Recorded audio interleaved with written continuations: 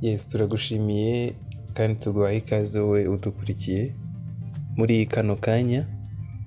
Uyu ni umwanya tugiye kurebera hamwe no exchange yitwa Pizza Exchange. Ushobora kuba waracikanywe na Superex Exchange ugacikanywa n'amatoken yayo ya ET token, ariko ni byiza ko kano kanya twarebana ino exchange ni nshyashya yitwa Pizza X cyangwa se Pizza Exchange, ariyo ikora nka Binance mu magambo make, ifasha abantu ku exchanginga ama cryptocurrency amwe mu yandi cyangwa se kuzibika ukaziholdinga, ndetse ikanabika amatoken nkuko nayo ifite token yayo itangiranye nkuko Binance ifite BNB.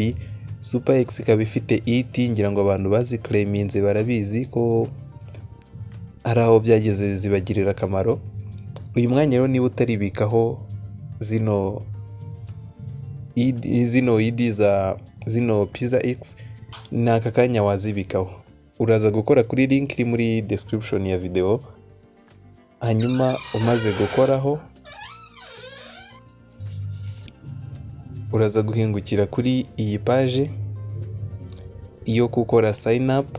Uraza guhita ukora hano handitse sign up with phone or email, niho uri buze gukora. Umaze kuhakora utegereze loading yo gato, duhite tugera kuri no page. Tugeze kuri no page, ahantu hambere ni ahangaha uraza gushyiramo email yawe. Ahantu ha kabiri ni hano, uraza gushyiramo login password. Ugomba gukoresha password iri secured, ifite byibura inyuguti nkuru n'intoya, utwatuzo, imibare. Ngira ngo tumaze kubimenyera gukoresha password iri secured cyangwa se ifite security iri hejuru. Umaze kuyandikamo hano, aha gatatu naho urongera uyisubiramo, urayikonfirma. Iyo wari washyize hejuru wongera uyandikemo hasi.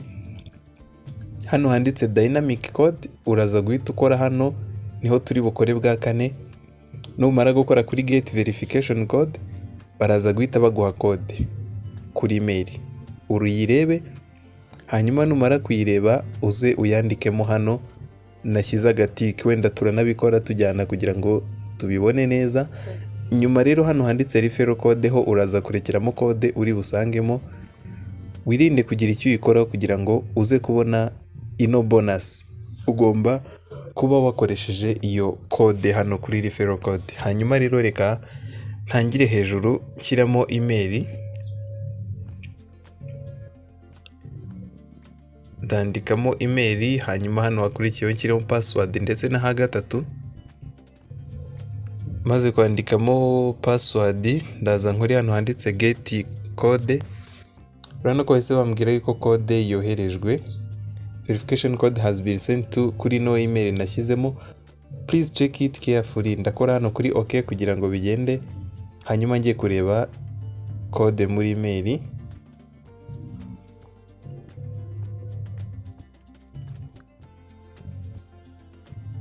Yes, kuri no email ngiyi pizzax.io verification code, your code ngiyi. Code ni 2566205. Nze nyuzuzemo.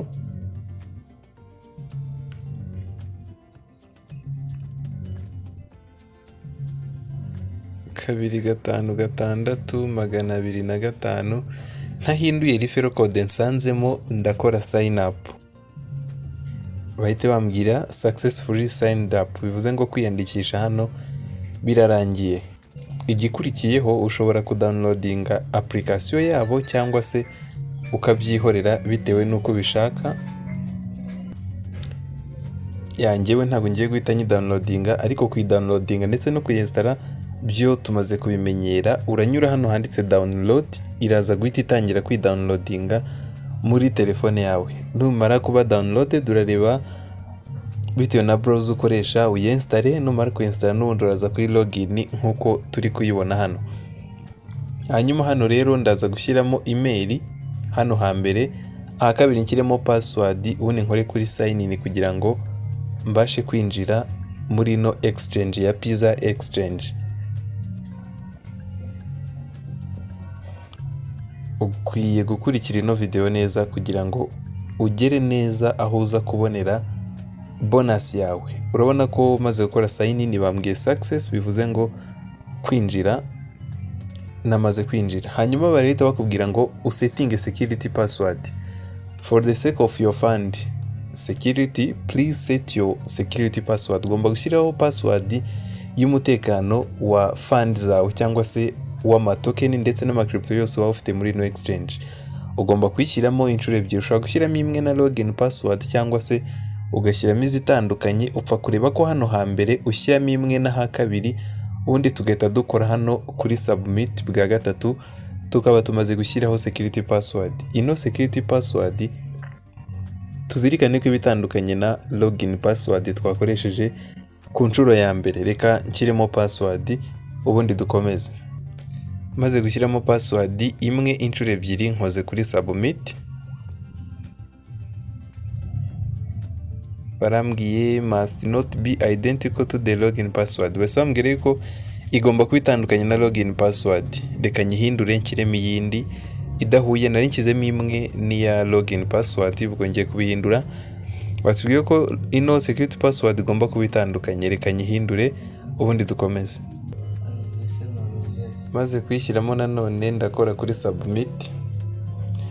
Noneho bambwiye ko ibaye successfully set, bivuze ngo noneho imaze kujyaho neza. Ndakora okay kugira nkomeze no kuri home page. Ntago niriwe downloadinga application yayo.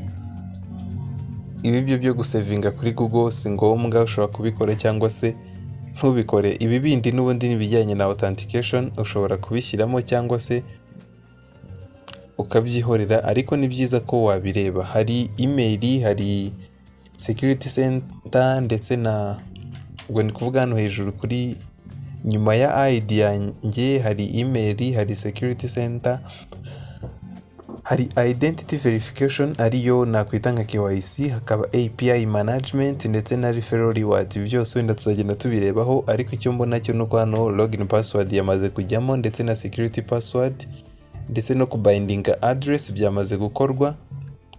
Ukomeje ikitari cyakorwa ni bind phone number, ubwo nta nimero ndashyiraho, nta nubwo ndakora ibijyanye na Google Authenticator ndetse na login privacy nawe yakozwe. Ubwo igisigaye ni bino bibiri bya bind phone number ndetse na Google Authenticator. Mbaye mbyihoreye, reka nze hano hejuru handitse pizza kugira ngo njye kuri home page yayo. Nje gutya urabona ko misengera kuri no page. Icyo ngiye gukora, uraza ukore hano kuri profile hejuru, kano kantu kameze nka profile. Hanyuma nze hano handitse sign in, mbanze nkore sign in kugira ngo claiminge iriya bonus. Ndahita nkora hano handitse sign in today. Urabona ko bahise bambwira successfully signed in, sign in completed. Hahise yongeraho 20,000 by'ama CD. Bivuze ngo ino CD ni token y'ino exchange ya Pizza EX. Urabona yuko sign in nayikoze, mise mbona zino CD 20,000. Ushobora gutumira umuntu nawe ukajya ubona CD buri kutumiye umuntu. Reka wenda nabyo tubirebeho kubigendanye na invitation of friends hano munsi ya sign in. N'ubundi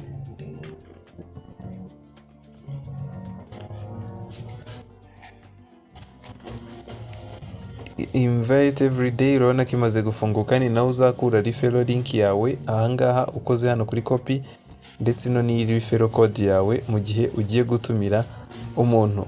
Hanyuma unyuze hano naho ushobora guhita ubona uburyo bwo gusharinga invitation yawe. Urabona yuko hano registered successfully nzahabwa 100,000 by'ama CD. Hanyuma no rewards from superior nazo ni 20,000. Ubwo numaze kuba registered, urabona yuko nabyo bishobora gutuma wongera amahirwe yo kubona izo CD nyinshi. Urabona ko hano hejuru muri announcement, aho batangira ama announcement bari gutangaza, abantu benshi bagenda babona zino CD 100,000, miliyoni ndetse n'izindi zitandukanye. Ushobora kuziclaiminga nawe tugategereza igihe cyangwa se systeme zo kuzanlockinga uko bagenda bazanlockinga buhoro buhoro.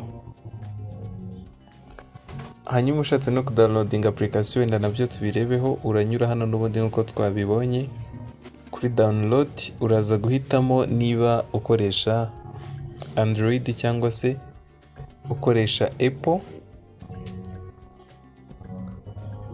kugira ngo baguhe application yayo.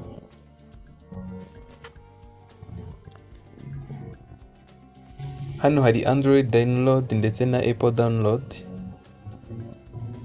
App Store ahangaha uraza guhitamo bitewe n'iyo ukoresha. Njyewe ndahitamo hano kuri Android download. Ubundi nkore kuri download anyway. Urabona yuko izitangira kuri downloadinga. Ahangaha muri download history yatangiye kuzamo. Reka ntegereze ko iba downloaded ubundi naho tuyifungure turebere hamwe overview yayo ukuntu iba imeze ino download yayo, ino application yayo y'ino exchange. Hanyuma nanone tugarutse kuri homepage dushobora kunyura hano kuri start trading kugira ngo turebe no muri trading yayo bimeze bite. Urabona ko naho ushobora gukorera ama order. Hano harimo ama pairs agiye atandukanye ku bantu basanzwe bakora trading, ibi barabyumva cyane. Ushobora kuzana hano harimo charts, nkaha by default harimo chart ya Bitcoin. Urabona ko uko imeze ndetse ko Bitcoin ihagaze kugeza ubu. Gukomeza hirya naho ni ibiciro. Hanyuma ndabona application imaze kuba downloaded, nyikozeho ni nkora kuri install, irimo install muri telefone.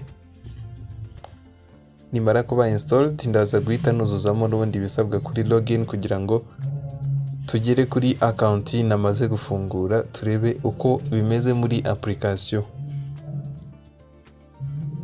Imaze kuba installed nkoze kuri open.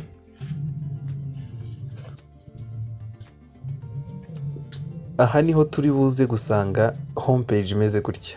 Ibimeze neza kuruta uko byaba bimeze hariya kuri iriya website twe dufite. Hano hari home ndetse hari market ndetse hari trade, hari features ndetse na funds. Aha hose harimo ibintu bitandukanye. Mbere na mbere ubaye wakoresha application utakoresha website, ngiye kwereka uburyo ushobora kuza claiminga iriya bonus yawe. Uraza gukora hano hejuru, reka wenda utundi ntuvanemo tutaza kujijisha. Nkoze hano hejuru mu nguni y'ibumoso, urabona ko nundi funguka nk'izindi exchange zose. Mbanze nkore login. Ahangaha ndashyiramo email ndetse na password nashyizemo. Ndimo gucreating account, email ndetse hano nshyiramo password. Urashyiramo login password, nta gushyiramo security password imwe twashyizemo mbere. Ubaye utakleminze iriya bonus, ukimara kwinjira uhituza hano handitse sign in kugira ngo abe ariho sign ukore, niho uza gukora kugira ngo abe ariho ukorera claim.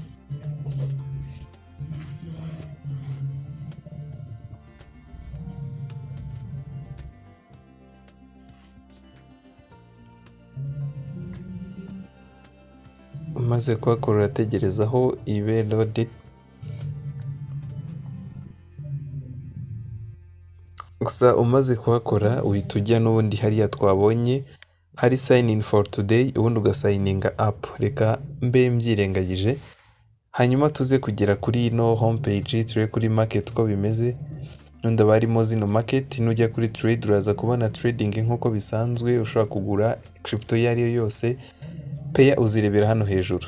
Hanyuma nitujya no kuri features hano hasi, naho turaza gusangamo features nkuko muri Binance bimeze. Aha udushobora gusanga short ndetse na long, wagura uko ushatse. Ndetse nituzano kuri funds turaza gusanga nahawe turaza gusangamo za seed 20,000 zifite agaciro k'amadolari 40 n'ibindi bice bikomeza, ngira ngo biragaragara hano. Ushobora nawe guclaiminga, rero utangira uclaiminge nawe urebe ko wakwibikaho seed hakiri uburyo. nuza kureba neza kano kanya reka nkoreho turebe iziri available ni 10 muri zino CD 20,000 hanyuma izisigaye ziri frozen ni 19,990 uyizo ntago wahita uzibikuza kano kanya ndetse ushobora no uzikonvatinze byahwana n'amadolari 41 n'ibyo bice nkuko turimo turabibona hano ndetse urabona yuko zino CD zishobora no kuba traded kuko zifite value ya 0.002 0.33 ku USDT urabona yuko nyuma guseninga nkabona izi baririzinzemo izi 10 nshobora no kuzitradinga nka tradinga nuko rero bimeze ushobora nawe kureba link muri description cyangwa muri comment ya mbere ipininze ukareba ko nawe wakwibikaho zino CD turabashimira mwese twabanye yari Star Technology n'ubundi naho ubutaha no mu zindi video